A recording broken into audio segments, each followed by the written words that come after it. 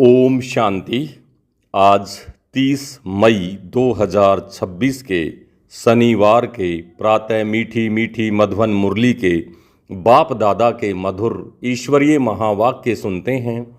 मीठे मीठे प्यारे प्यारे बाप दादा ने कहा, मीठे बच्चे, अपना सब कुछ ईश्वरीय सेवा में सफल कर भविष्य बना लो, क्योंकि मौत सिर पर है। मीठे बच्चे, अपना सब कुछ ईश्वरीय सेवा में सफल कर भविष्य बना लो, क्योंकि मौत सिर पर है। प्रश्न है, ज्ञान सुनते हुए भी बच्चों में उसकी धारणा क्यों नहीं होती है? ज्ञान सुनते हुए भी बच्चों में उसकी धारणा क्यों नहीं होती है? उत्तर है, क्योंकि विचार सागर मंथन करना नहीं आता है। बुद्धि योग देह और देह के संबंधों में लटका हुआ है। पहले जब बुद्धि से मोह निकले तब कुछ धारणा भी हो। मोह ऐसी चीज है जो एकदम बंदर बना देता है। इसलिए बाप बच्चों को पहला पहला वायदा याद दिलाते हैं, देह सहित देह के सब संबंधों को भूलो और मुझे याद करो। गीत चला, भोलेनाथ से निराला कोई और नहीं, और बिगड़ी को बनाने वाला कोई और नहीं। ओम शांति। बाप बैठ समझाते हैं, अब बच्चों को यह तो अच्छी तरह मालूम है कि बेहद के बाप को ही कहा जाता है बिगड़ी को बनाने वाला। श्री कृष्ण बिगड़ी को सुधार नहीं सकते। गीता का भगवान श्री कृष्ण नहीं, शिव है। शिव बाबा रचयिता है और श्री कृष्ण है रचना। स्वर्ग का वर्षा देने वाला स्वर्ग का रचयिता ही हो सकता है। यही भारत की मुख्य बड़े से बड़ी भूल है। श्री कृष्ण को बाबा कोई कह नहीं सकता। वर्षा बाबा से ही मिलता है और भारत को ही मिला था। भारत में ही श्री कृष्ण सहजादा और राधे सहजादी गाई हुई है। महिमा ऊंचे से ऊंच एक बाप की है। श्री कृष्ण है ऊंचे से ऊंच रचना, विश्व का मालिक। उनको कहा जाता है सूर्यवंशी डीटी डिनाइस्टी। गीता आदि सनातन देवी देवता धर्म का शास्त्र है। सतयुग में तो किसी को ज्ञान सुनाया नहीं है, संगम पर ही बाप ने सुनाया है। चित्रों में भी पहले यह सिद्ध करना है। दोनों के चित्र देते हैं। गीता का भगवान यह रचयिता है जो पुनर्जन्म रहित है, ना कि श्री कृष्ण जो कि रचना है, जो जन्म मरण में आते हैं। तुम जानते हो शिव बाबा ही हीरे तुल्य बनाते हैं। गाया भी जाता है, हीरे तुल्य और कोड़ी तुल्य। बच्चों की बुद्धि में यह रहना चाहिए कि बाप का फरमान है, तुम मुझे याद करो और वर्षे को याद करो। वह है बेहद का बाप। कृष्ण तो है हद का मालिक। भल विश्व का राजा बनता है। शिव बाबा तो राजा नहीं है ना। गीता की वास्तव में बड़ी महिमा है, साथ साथ भारत की भी महिमा है। भारत सब धर्म वालों का बड़ा तीर्थ है। सिर्फ कृष्ण का नाम डालने के कारण सारा महत्व उड़ गया है। इस कारण ही भारत कोड़ी तुल्य बन गया है तो ड्रामानुसारी, परंतु सावधान करना तो होता है ना। बाप समझाते बहुत अच्छी तरह रीति हैं। दिन प्रतिदिन गुह्य बातें सुनाते रहते हैं, तो फिर पुराने चित्रों को बदल कर दूसरा बनाना पड़े, यह तो अंत तक होता ही रहेगा। बच्चों को बुद्धि में अच्छी रीति रखना चाहिए। शिव बाबा हमको वर्षा दे रहे हैं। कहते हैं, मामेकम याद करो तो विक्रम विनाश होंगे। कृष्ण को याद करने से विक्रम विनाश नहीं होंगे। वह सर्वशक्तिवान तो है नहीं, सर्वशक्तिवान बाप है। वर्षा भी वह देते हैं। मनुष्य कृष्ण को ही याद करते रहते हैं। अच्छा समझो, कृष्ण ने कहा, वह भी कहते हैं कि देह के सब संबंध छोड़ मामेकम याद करो, तो आत्मा तो बाप को याद करेगी ना। कृष्ण तो सभी आत्माओं का बाप नहीं है। यह सब विचार सागर मंथन कर बुद्धि में धारण करना चाहिए। कोई मोह में फंसने के कारण फिर धारणा नहीं कर सकते हैं। तुम गाते आए हो कि और संग तोड़ आप संग जोड़ेंगे, तो मेरा तो एक शिव बाबा दूसरा न कोई, परंतु मोह फिर ऐसी चीज है जो एकदम बंदर बना देते हैं। बंदर में मोह और लोभ बहुत होता है। साहूकार लोगों को भी समझाया जाता है कि अभी मौत सामने खड़ा है। यह सब ईश्वरीय सेवा में लगाओ, भविष्य बना लो, परंतु बंदर मुआफिक लटक पड़ते हैं, छोड़ते ही नहीं हैं। बाप कहते हैं जो भी देह सहित देह के सब संबंध हैं उनसे बुद्धि योग हटाओ, बाप की श्रीमत पर चलो। तुम कहते हो यह धन, बाल बच्चे आदि सब ईश्वर ने दिए हैं, अब वह खुद आए हैं, कहते हैं तुम्हारा यह धन दौलत आदि सब खत्म हो जाना है, किन्हीं की दबी रहेगी धूल में, किन्हीं की राजा खाए, किन्हीं की चोर चुराए, सफल उनकी होगी जो धनी के नाम जाए। अर्थक्वेक आदि होंगी, यह सब खलास हो जाएगा। एरोप्लेन गिरते हैं व आग आदि लगती है तो पहले पहले अंदर चोर घुसते हैं, जब तक पुलिस आए तो बाप समझाते हैं बच्चे देहदारियों से मोह निकलना चाहिए। मोह जीत बनना है, देह अभिमान है सबसे पहला नंबर दुश्मन। देवताएं देही अभिमानी होते हैं और देह अभिमान आने से ही विकारों में फंसते हैं। तुम आधा कल्प देह अभिमान रहते हो और आधा कल्प देही अभिमानी होने की प्रैक्टिस करते हो। जो भी मनुष्य मात्र हैं बिल्कुल ही इन बातों को नहीं जानते, न परमात्मा को जानते हैं। आत्मा क्या है, परमात्मा क्या है, आत्मा कितने जन्म लेती है, कैसे पार्ट बजाती है, हम सब एक्टर्स हैं, यह किसी को भी पता नहीं है। इसलिए ऑर्फन माना निधन के अनाथ बन जाते हैं। वह तो कह देते हैं आत्मा ज्योति में लीन हो जाती है, परंतु आत्मा तो अविनाशी है। आत्मा में ही 84 जन्मों का पार्ट नूंधा हुआ है। कहते भी हैं आत्मा स्टार है, फिर भी समझते नहीं। आत्मा सो परमात्मा कह देते हैं, बाप को बिल्कुल ही जानते नहीं। आत्मा के लिए भी कहते हैं ब्रह्मकुटी के बीच में चमकता है अजब सितारा। परमात्मा के लिए तो कुछ बताते नहीं हैं। उनको परमात्मा कहा जाता है, वह भी परम धाम में रहते हैं, वह भी बिंदी है, सिर्फ पुनर्जन्म रहित है। आत्माएं पुनर्जन्म में आती हैं। परमात्मा के लिए कहा जाता है ज्ञान का सागर, आनंद का सागर, पवित्रता का सागर। देवताओं के लिए यह वर्षा किसने दिया? तो बाप ने। सर्वगुण संपन्न, 16 कला संपूर्ण, संपूर्ण निर्विकारी, मर्यादा पुरुषोत्तम और संपूर्ण अहिंसक। इन देवताओं जैसा अभी कोई है नहीं। उन्होंने यह वर्षा कैसे मिला यह कोई को भी पता नहीं है, बाप ही आकर समझाते हैं। उनको ही ज्ञान का सागर कहा जाता है। इस समय आकर ज्ञान देते हैं, फिर प्राय लोप हो जाता है, फिर होती है भक्ति। उसको ज्ञान नहीं कहा जा सकता। ज्ञान से तो सद्गति होती है, जब दुर्गति हो तब तो सब सद्गति का ज्ञान का सागर आए।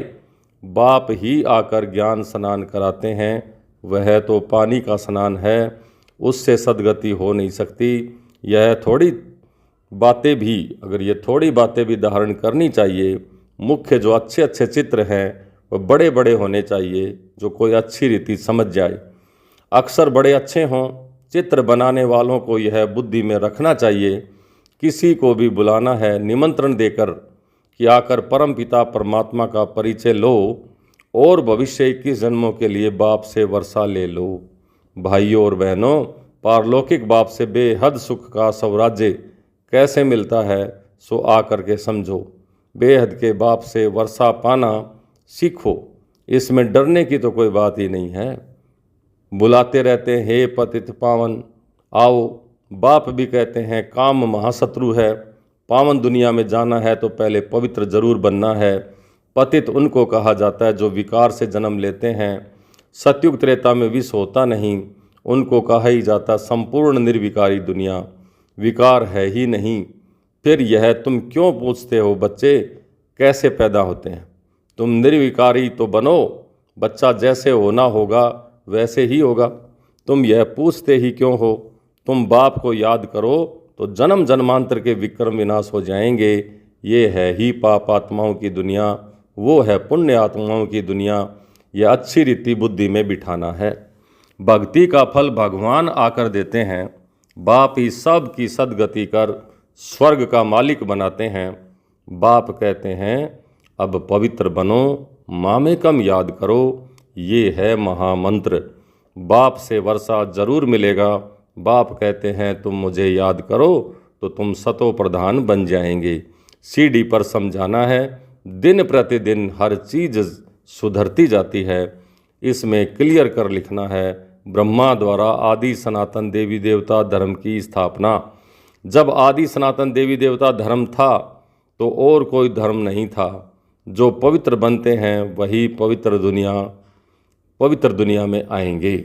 जितनी ताकत तुम्हारे में बढ़ती जाएगी उतना पहले आएंगे। सब इकट्ठे तो नहीं आएंगे।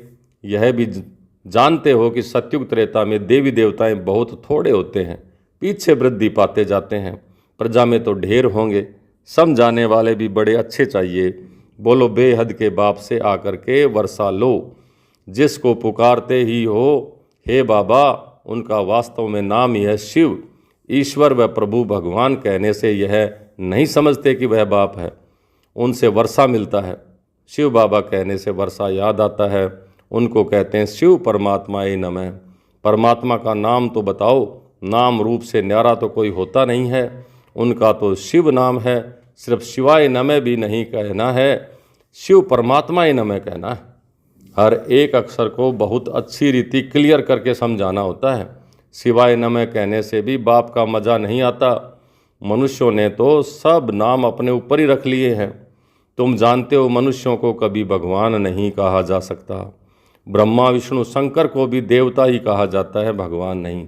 बाप रचयिता तो एक ही निराकार है। जैसे लौकिक बाप बच्चों को रचते हैं, वर्षा देते हैं, वैसे बेहद का बाप भी वर्षा देते हैं। भारत को विश्व का मालिक बनाते हैं। सारी दुनिया को पतित पावन एक ही बाप है। यह थोड़े ही कोई जानता है। हमारे धर्म स्थापक भी इसी समय पतित हैं, कब्र दाखिल हैं। अभी सब की कयामत का समय है। बाप ही आकर सबको उठाएंगे। कयामत के समय ही खुदा भगवान आते हैं। वही ज्ञान का सागर है। लिखा हुआ है, सागर के बच्चे भस्मीभूत हो गए, अर्थात काम चिता पर बैठ काले आयरन एज्ड बन गए थे। फिर सुंदर कैसे बनेंगे? बाप कहते हैं याद की यात्रा से। योग अक्सर कहने से मनुष्य मुझ जाते हैं। बाप कहते हैं मुझे याद करो तो अंतमति सो गति हो जाएगी। कितना सहज समझाते हैं। फिर भी यह बातें बुद्धि में क्यों नहीं बैठती हैं? देह अभिमान बहुत है, इसलिए धारणा नहीं होती है। बाबा बड़ी अच्छी युक्ति बताते हैं। बेहद के बाप ने जिसको याद करते हैं उसने क्या आकर के किया? भारत को स्वर्ग बनाया था। हद का वर्षा तो जन्म जन्मांतर लेते ही आए हो। अब बेहद के बाप से 21 जन्म के लिए बेहद का वर्षा लो। सतयुग त्रेता में देवताएं राज्य करते थे। सूर्यवंशी, फिर चंद्रवंशी, फिर वैश्यवंशी, फिर शूद्रवंशी। 100 अक्षर डालने से ये सिद्ध होता है कि वही पुनर्जन्म लेते हैं, वर्णों में आते हैं। बाप समझाते हैं तो सबको है, समझाते तो सबको हैं। तुम सम्मुख बैठे हो तो खुश होते हो ना। कोई की तकदीर में नहीं है तो सर्विस करते नहीं हैं। सर्विस करेंगे तो नाम होगा। कहेंगे बाबा की बच्चियां कितनी होशियार हैं, सब काम करती हैं, हमको स्वर्ग की बादशाही का वर्षा देती हैं। ये बख्तर यानी सामान, माल भी देती हैं। यह चित्र है अंधों के आगे आईना। इसमें जादू आदि की कोई बात नहीं है, पवित्रता की ही मुख्य बात है। समझते हैं यह अंतिम जन्म है, स्वर्ग में चलना है तो पवित्र जरूर बनना है। विनाश सामने खड़ा है, पावन जरूर बनना पड़े। सन्यासी घर बार छोड़ते हैं पावन बनने के लिए। बाप कहते हैं विनाश सामने खड़ा है, मुझे याद करो तो बेड़ा पार हो जाएगा। अच्छा, मीठे मीठे सिक लिधे बच्चों प्रति माता पिता बाप दादा का याद प्यार और गुड मॉर्निंग। रूहानी बाप की रूहानी बच्चों को नमस्ते। हम रूहानी बच्चों की रूहानी बाप दादा को याद प्यार, गुड मॉर्निंग और नमस्ते। धारणा के लिए मुख्य सार पहला, विनाश से पहले अपना सब कुछ सफल करना है। यह कयामत का समय है, इसलिए पावन जरूर बनना है। दूसरा, देहधारियों से मोह निकाल, मोह जीत बनना है। देह अभिमान जो पहला नंबर दुश्मन है उस पर विजय पानी है और सब संग तोड़ बाप से बुद्धि योग जोड़ना है। आज का वरदान, याद के मंत्र द्वारा संकल्प और कर्म में अविनाशी सिद्धि प्राप्त करने वाले सिद्धि स्वरूप भव। याद के मंत्र द्वारा संकल्प और कर्म में अविनाशी सिद्धि प्राप्त करने वाले सिद्धि स्वरूप भव। आप बच्चे आईआईटी गवर्नमेंट के मैसेंजर हो, इसलिए कोई से भी डिस्कस करने में, बहस करने में अपना माइंड डिस्टर्ब नहीं करना है। याद का मंत्र यूज करना है। जैसे कोई वाणी से या अन्य किसी के तरीके से वश नहीं होते हैं तो मंत्र जंत्र करते हैं ना, तो आपके पास आत्मिक दृष्टि का नेत्र और मन मना भव का मंत्र है, जिससे अपने संकल्पों को सिद्ध कर सिद्धि स्वरूप बन सकते हो। आज का स्लोगन, एक्शन कॉन्शियस के बजाय सोल कॉन्शियस बनो।